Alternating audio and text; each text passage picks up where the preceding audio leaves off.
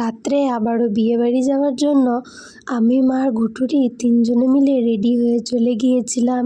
আর আমি পরেছিলাম একটা ব্ল্যাক কালারের শাড়ি। আমি ওখানে পৌঁছেই দেখি বিয়ে তো শুরু হয়ে গেছে। আর সবার প্রথমেই আমার চোখ পড়েছিল গোপু সোনার দিকে। দেখো কত সুন্দর লাগছে।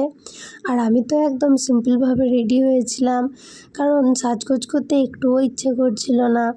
আর এদিকে বৌদিকে নিয়ে যাওয়া হচ্ছিল শুভদৃষ্টির জন্য। তারপরে দাদার চারিদিকে গোল গোল করে ঘোরাচ্ছিল বৌদিকে। তারপর শুভদৃষ্টি, মালা বদল সমস্ত কিছুই হয়ে গেছিলো। তারপর আরও যা যা বাকি ছিল রিচুয়ালসগুলো সেগুলোই হচ্ছিল। আমি তো সমস্ত কিছু ঠিকঠাক নাম জানি না, তাই আর বললাম না। বিয়ে কমপ্লিট হয়ে যাওয়ার পরে এদিকে আমরা দরজা আটকে বসেছিলাম বরের কাছ থেকে টাকা নেব বলে, কিন্তু আমাদের বর খুব কিপটে, টাকাই দিতে চাইছিল না। অনেক কষ্টে রাজি হয়েছে, তাও আবার পরে দেবে বলেছে। আর আমাদের প্ল্যান ছিল রাত্রে বাসর জাগার, কিন্তু আমি খুব টায়ার্ড ছিলাম বলে বাড়ি চলে এসেছিলাম। তো চলো টাটা।